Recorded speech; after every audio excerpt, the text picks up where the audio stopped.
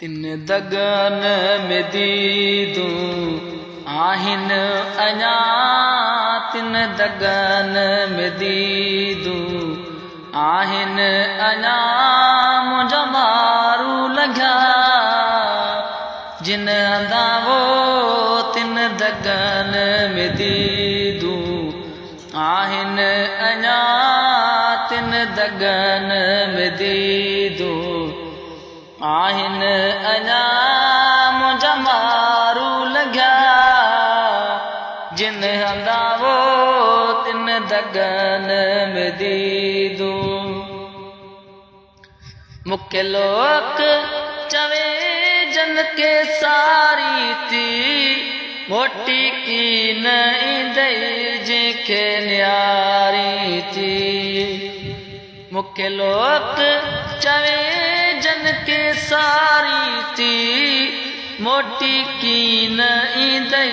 जंहिंखे न्यारी थी ओ हंजूं तन ले चोहारी थी ला हंजूं तन ले चोहारी थी माण्हू चा चवंदा आहिनि माम मजावो तिन दगन में दीदूं आहिनि अञा तिन दगन में दीदूं आहिनि अञा मुंहिंजा मारू लॻा जिन हंधा वो तिन दगन में दीदूं आहिनि अञा तिन दगन में दीदूं मूंखे सरतियूं चवनि तूं सियाणी थी उथ खाव खाधो ऐं पाणी पी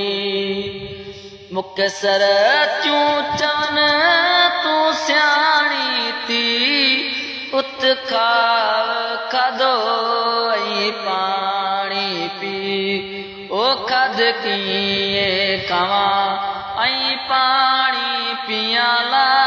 खाध कीअं खावां ऐं पाणी पिया मुंहिंजा मारू लॻा हितड़ा उञावो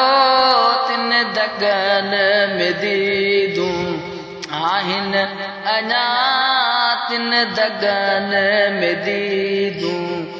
आहिनि अञा मुंहिंजा मारू लॻा हितड़ा उञावो तिन दगन में दीदूं आहिनि अञा तिन दगन में दीदूं ओ अठई पहर अखियूं मुंहिंजूं आलड़ियूं कीअं पाया मरन बिना वालड़ियूं अॼु पिण अखड़ियुनि सजण पंहिंजा सारिया अॼु पिण अखड़ियुनि सजण पंहिंजा सारिया गलन तां गलन तां गलन तां गलन तां गोड़न जूं बूंदूं बस न कनि अठई पहर अखियूं मुंहिंजूं आलड़ियूं कीअं पाया मरन बिना वालड़ियूं ओ खणी हथड़ा घुरां इहे दुआऊं ला खणी हथड़ा घुरां इहे दुआऊं दर मारुन जे मका शाल अगावो तिन दगन में दीदूं आहिनि अञा तिन दगन में दीदूं आहिनि अञा